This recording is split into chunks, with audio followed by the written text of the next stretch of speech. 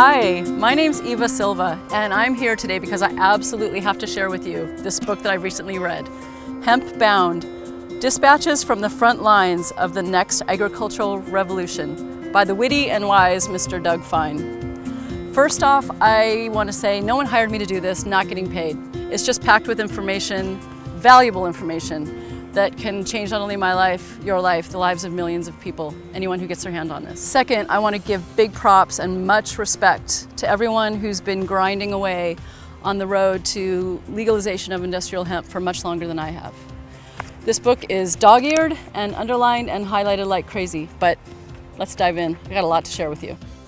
In Hemp Bound, Doug Fine convincingly describes the proven value and amazing potential of the non-psychoactive variety of the cannabis plant. You can eat it, drink it, read it, tie it, wear it, drive it, live in it, and make money growing it, all while saving the soil and protecting the climate. This is an important story, engagingly told. It's not an exaggeration to say that in humanity's 8,000-year relationship with the hemp plant, this past year has been the most impactful one since the first Paleolithic hunter with blistered feet noticed that hemp's fibers made a stronger sandal than the leading brand.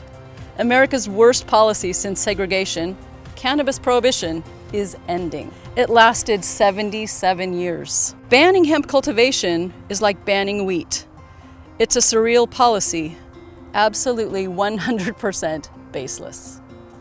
What is hemp? And why are there so many misconceptions about it? Let's find out.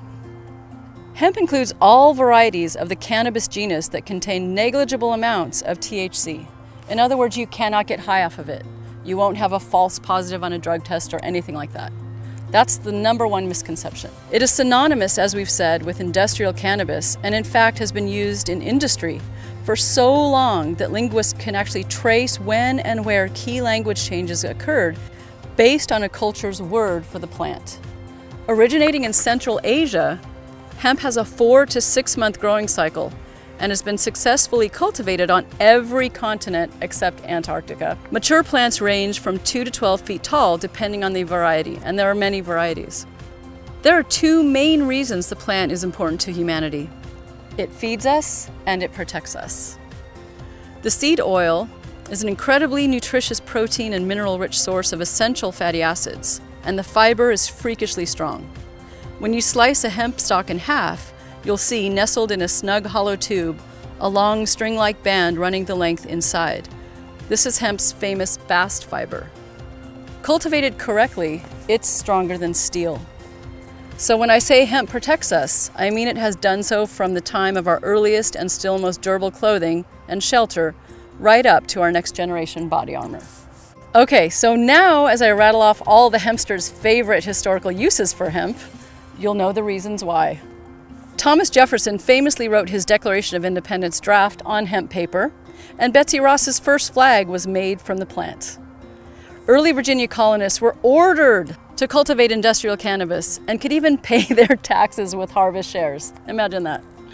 More recently, a 1938 Popular Mechanics article that's become legendary among hemp boosters called hemp the billion-dollar crop and extolled its bafflingly strong fibers, 25,000 industrial uses, half a dozen which this book actually looks at. In 1942, the US Navy was desperate for the strongest ropes they could find. Somehow we were out of hemp ropes, which they'd relied on. So the United States Department of Agriculture quickly shot and released a passionately pro-hemp documentary, a classic of short-form propaganda. The film begs farmers to plant as much hemp as possible yesterday. It's called Hemp for Victory. This plant had been grown for cordage and coarse cloth in China and elsewhere in the East. All of this is most elegantly expressed in that Shinto coronation ceremony. The message is, bring the hemp with you. It's what anthropologists call a camp follower. It was toted nearly everywhere as humans traipsed around the globe.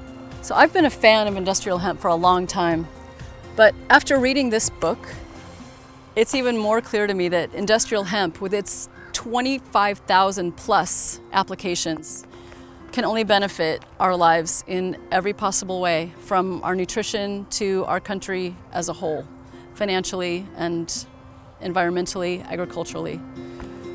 And I know you'll agree once you read it.